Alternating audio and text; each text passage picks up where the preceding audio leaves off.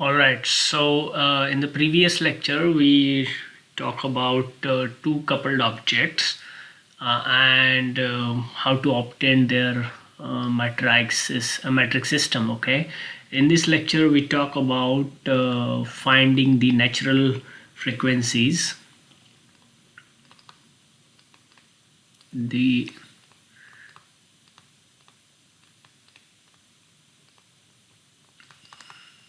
so they are basically eigenfrequencies. Okay,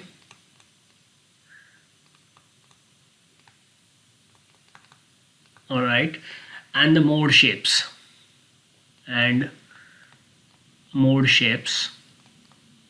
so which are called as eigenvectors in the matrix analysis of a two object coupled system. So in this case, what we can understand, let us say we have this example over here where we can draw, that's a object M1, it has a spring K1, and then its movement is denoted by x1, and then there is another object that is M2, and it has a spring K2, and we have this movement x2. So how we define that, x1 and x2, we say that these are the movements, or say displacements, from the static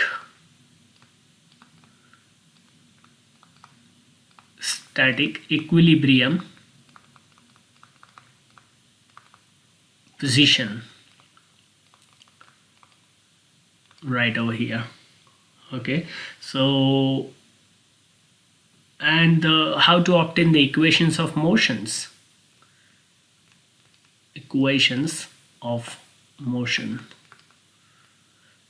So in that situation we can refer back to the lecture 1, in that we can always derive from such figure, we can derive the free body diagram. So very simple, let's say we have a mass, or say object M1, and it is trying to move in the downward direction with the movement x1. Then there is its own spring force that is going to pull it upwards with this magnitude of the force denoted by K1 x1, and this is a, let's say, Kc, that is a spring coupling the two objects. And then we say that when it is trying to move downwards, this spring Kc is going to trying to push it back upwards with the force with the magnitude of Kc times the relative displacement, so x1 minus x2. So we've seen that in the previous lecture. Similarly, we can derive this free body diagram for object M2. So let's say we also say that M2 tries to move in the downward direction with x2 as the magnitude of movement, and its own restoring force K2 x2 will try to push it back. Okay, and in the same way, this spring Kc will try to push it back with the relative displacement x2 minus x1 multiplied by the spring. So that is the force. Okay, so from these two free body diagrams for object 1 and object 2, that is mass 1 and mass 2, we can write the equations of motions as below. So it would be m1 x1 double dot plus k1 plus kc times x1 minus kc x2 let's say it's 0, and we can always write m2 x2 double dot plus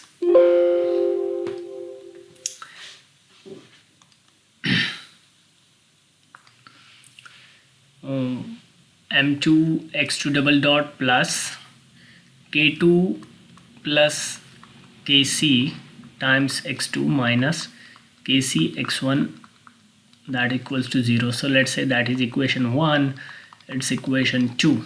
Okay, so with this derived equations, we can write these two equations in the matrix form.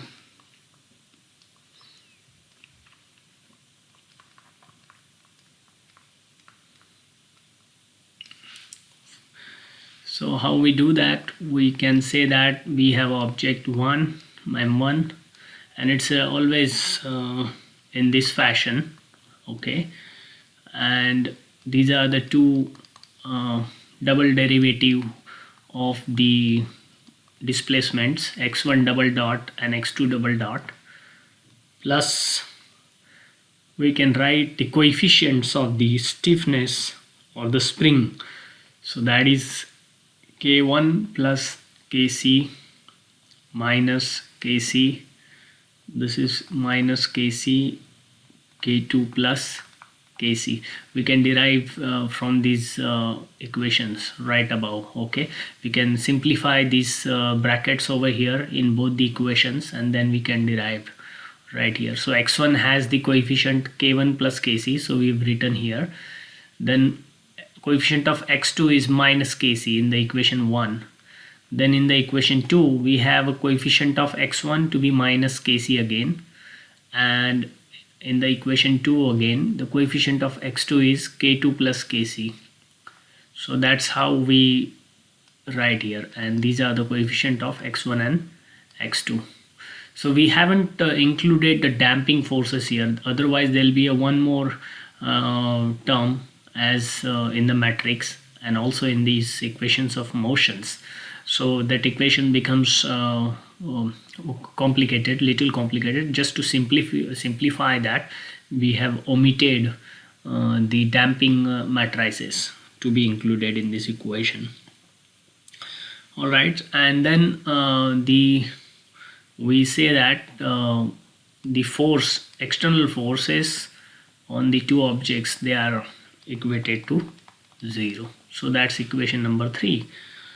So is essentially this above matrices is basically a representation of this equation mx double dot plus kx, that equates to 0. All right, and if we say that we have some consideration about let's say we say that consider m1 m2 that equates to m, and k1 k2 that equates to k. Okay, so can we simplify this expression? Yes, we can simplify this expression as m 0 0 m and x1 double dot x2 double dot plus we have k1 k2 is equals to k.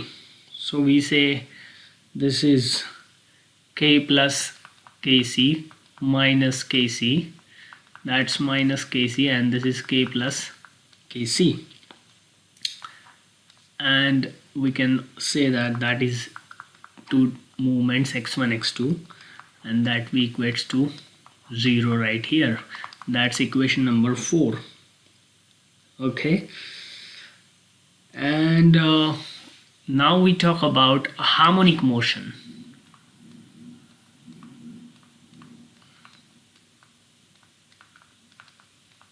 All right, so how do we write that? We say that we assume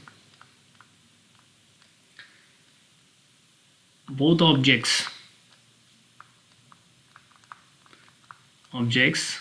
that is m1 and m2, okay, they oscillate with the same frequency omega.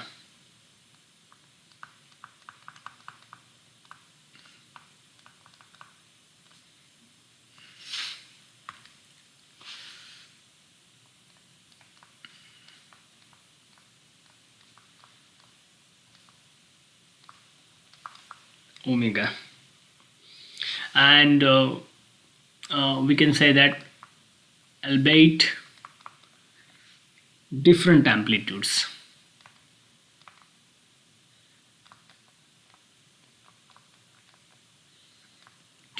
So this could be A1 and A2. So their oscillation amplitudes can be different, and with that we can write these two equations, x1 and x2.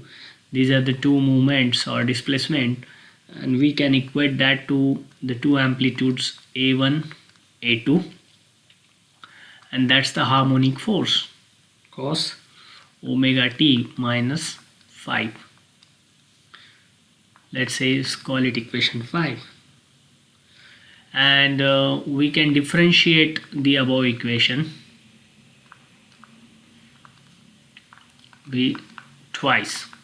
Okay, 2 times we can derive it.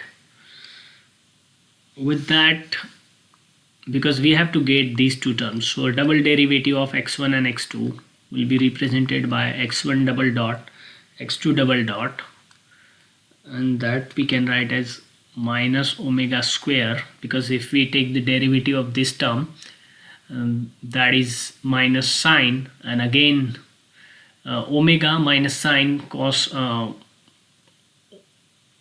cos omega t minus 5. Okay, double derivative of it can be written. So finally we can get this form a1 a2, which is cos omega t minus 5, and that is our equation number 6. All right, so what we can do now,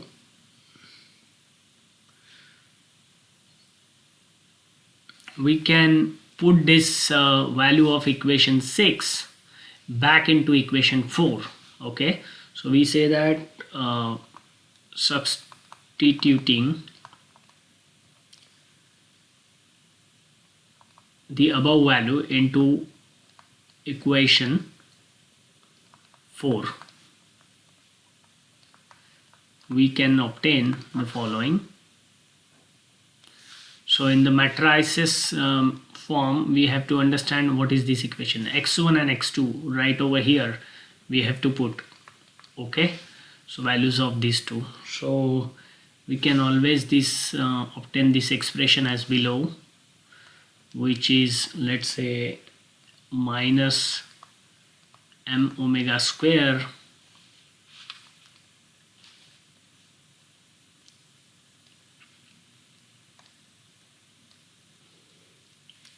that is 0 minus m omega square. Okay, so basically the value of omega, this term is getting multiplied over here, and then we have these two a1 a2 cos omega t minus 5, plus we have stiffness matrix, that is k plus kc minus kc, that is minus kc, k plus kc, a1 a2 cos omega t minus 5, and that is the two forces that we have, that is 0 0. So that is the equation 7, let's say. So that's how we obtain this final equation. Okay, so whole attempt is being taken here to obtain the eigen values, or say natural frequencies, and the mode shape of the above system. Okay, so this equation, we can divide this above equation, dividing the above equation by cos of omega t minus 5 and rearranging. So we have to just divide this above equation by cos omega t minus 5. So how do we get that expression? Can we write it in this form? Let us see. We have this form: minus m omega square plus k plus kc minus kc over here, omega square plus k plus kc, a1 a2. These are the forces. So that's equation number 8. So this is how we got this. We divide the equation by this term cos omega t minus 5, and then we have this expression over here. Okay, so pretty simple. And now we solve for two amplitudes that we are interested in.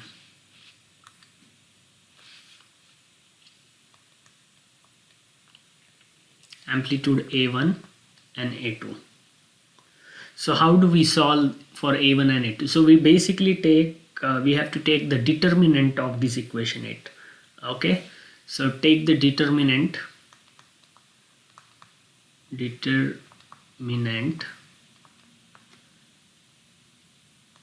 of this equation: minus m omega square plus k plus kc minus kc over here, that is minus kc, and this term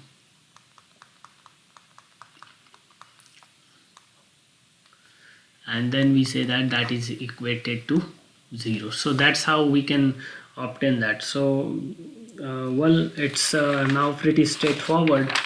We have to take the determinant of the above equation and obtain that. So how do we write it? So we can say that minus m omega square plus k plus kc, that is first term. Okay, and we can represent, let's say, k plus kc by another term over here. So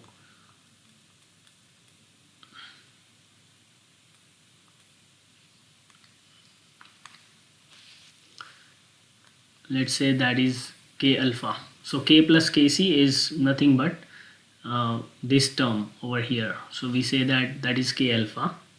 So that's first term, and that is m omega square plus k alpha, that is another term, that is minus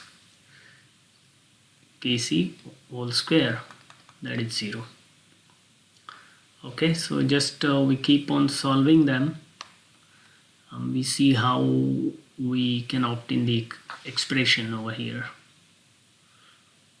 So we have to open the bracket over here now. Minus, so that is m square omega to the power 4, okay, minus m k alpha omega square minus m k alpha omega square plus k alpha square minus kc square, okay, that is equal to 0. And we further simplify this so that we get m square omega to the power 4 minus 2m k alpha omega square plus k square alpha minus k square c, that is equal to 0. So this is the characteristics equation.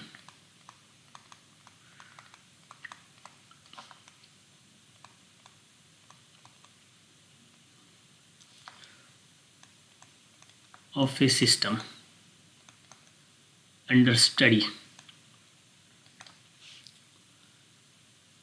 Okay, and the roots of this characteristic equation, this is the characteristics equation, the roots of the characteristics equation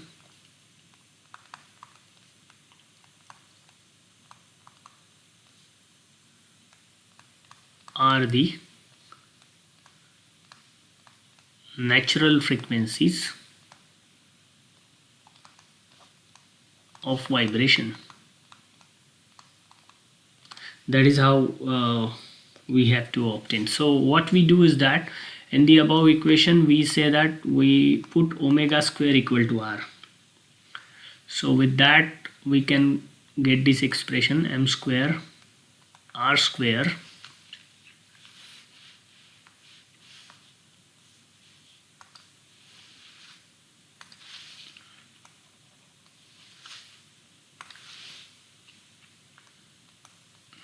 okay minus twice m k alpha into r minus k square alpha minus kc square, that is equal to 0. Okay, and we have to now obtain the roots of the characteristics equations. How do we do that? We have to apply the quadratic formula. And what is a quadratic formula that one can obtain over here?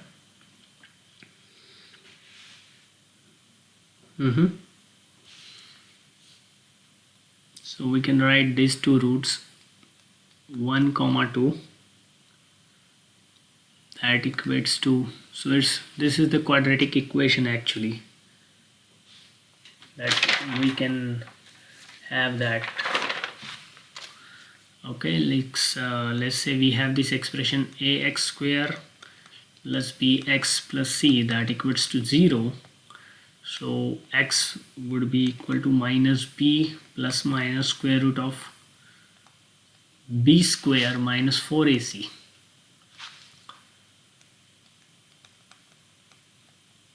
Divided by twice a. So that's the expression that we have to apply in this formula over here. So r1 comma 2, that equals to 2m k alpha into r, not really, so we have 2m times k alpha, and then we have plus minus, let's take a square root and write that is 4m square k square alpha minus 4m square k square alpha minus kc square, and that we divided by 2m square. Alright, and we solve it further, that equates to 2m k alpha plus minus square root of 4m square, let's take it out, and that is k square alpha minus kc, close the bracket over here, divided by 2m square. So that's how we obtain this one. Okay, that equates to 2m k times alpha plus minus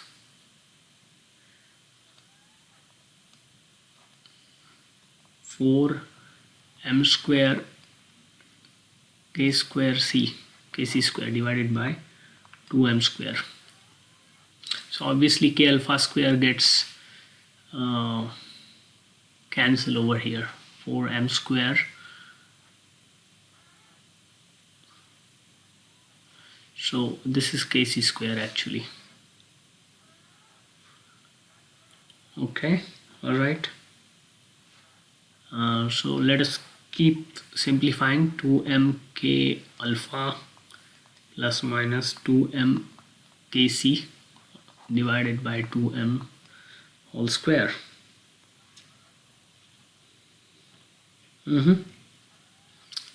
So now we have this final expression, and from which we can obtain the two roots. So first root would be r1, that is equal to 2m k alpha plus 2m kc divided by 2m whole square, and we simplify it, which is 2m k alpha plus kc divided by 2m whole square.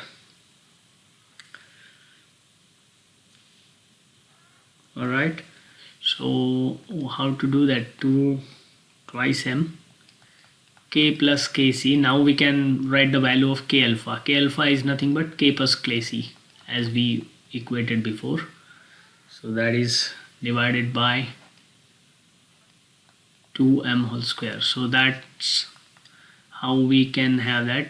These two terms get cancelled. Okay, so it's like k plus 2kc divided by m. So that's the value of equation root 1, that is r1. Similarly, r2 would be given as 2m k alpha minus 2m kc divided by 2m square. So we can write it as a 2m k alpha minus kc 2m whole square, that is 2m k plus kc minus kc, that is 2m whole square. So kc gets cancelled over here, so that is 2m k divided by 2m whole square. So how we get that, right? So that is nothing but k over m. Okay, so that is the value of root 1, that is the value of root 2. So these are the two eigenfrequencies. Okay, so we can always denote, and remember we have put omega square equal to r. Okay, so we can say that we have value of r1, so that is omega square 1, that is k plus 2 kc divided by m, and omega 2 whole square k over m. So these are the two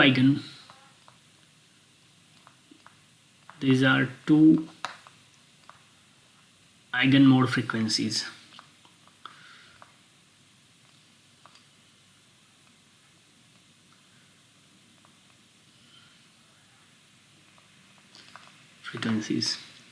All right, so once that is obtained, now it's time to obtain the natural modes. So how do we do that?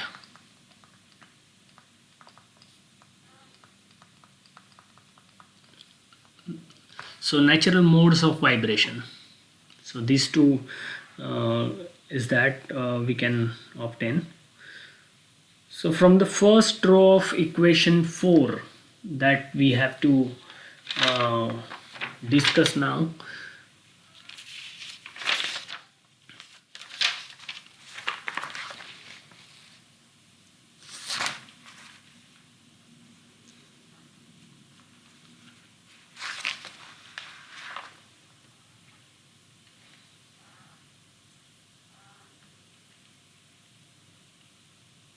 So let us take a look at equation 8 over here. What is our equation 8? Right, so from the first row, that is this one, minus m omega whole square plus k plus kc, and that is minus kc and a1 and a2. So we have to take a look at this one.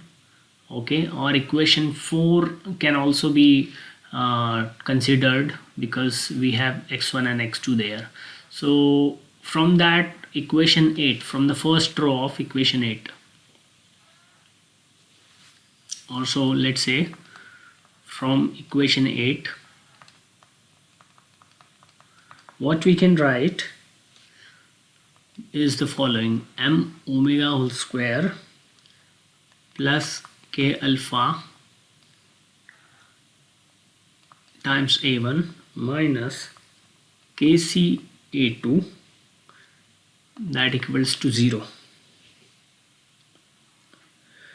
Can we write that? Because this is how we derive the expression.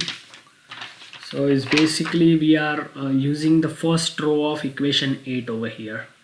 So that is minus m omega square plus k alpha, because k plus kc is equal to k alpha here, and multiplied by a1 minus kc x2,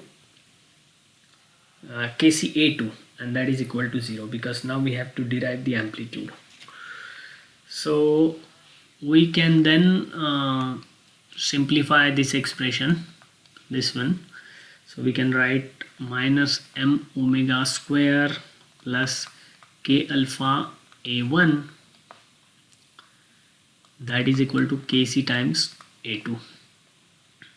All right, and then take the ratio. Take the ratio of amplitudes.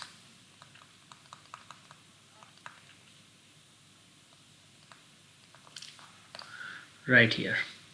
So a1 upon a2, that equates to kc divided by minus m omega square plus k times alpha. Can we take this one? Right, what we are doing is that a1 upon a2 from this equation. So that's how we get that. And now what we have to do is plug in, or say put the values of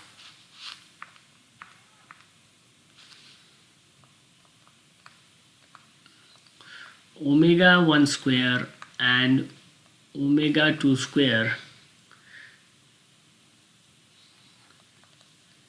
in place of omega square in the above equation.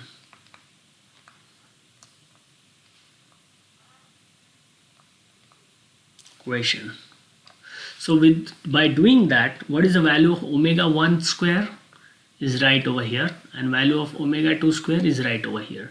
So by doing that, we can obtain the more vectors right over here. So let us write first the value of this one. So we can say a1 upon a2, that equals to kc divided by minus m, and we are writing the value of omega 1 over here. So let's say this is for value of omega 1 whole square, so that is k by m, okay, plus case alpha.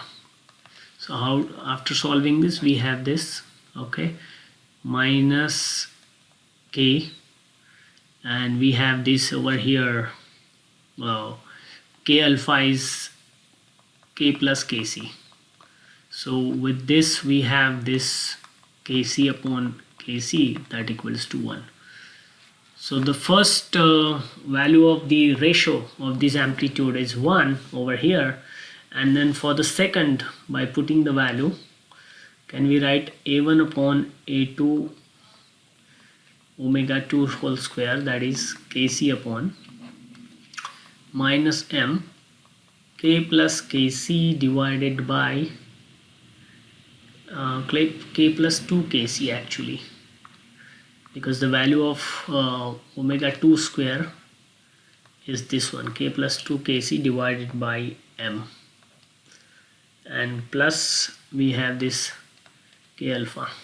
So how do we solve that? That is kc divided by k plus 2 kc that is a minus over here, plus k plus kc. So we solve it, minus k minus 2kc plus k plus kc. So we have this cancellation, minus 2kc plus 2kc, so that is kc upon minus kc, that is minus 1. Alright, so we have these a1 upon a2 at omega 1 square, that is that equals to 1, and a1 upon a2 at omega 2 square, that is equal to minus 1. These are the two natural modes.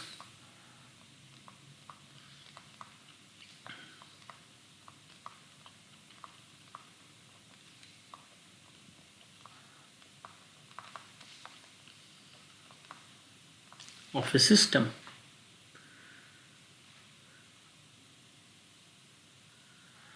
Alright, and there are some key points to be noted here. So we can say that point number 1, these are the ratios, not the absolute values. So we can always obtain the values of amplitudes separately, a1 and a2. Maybe in the next lecture we'll see that. And another point that we have to write here, that is each natural mode is associated with a particular natural frequency.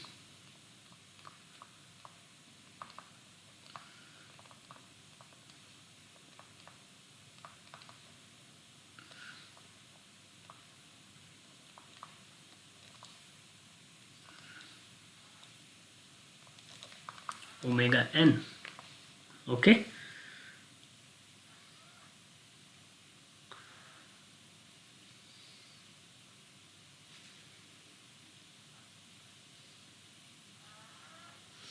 So this is how we can obtain the values of the eigenfrequencies and the eigensystem. So that's all for this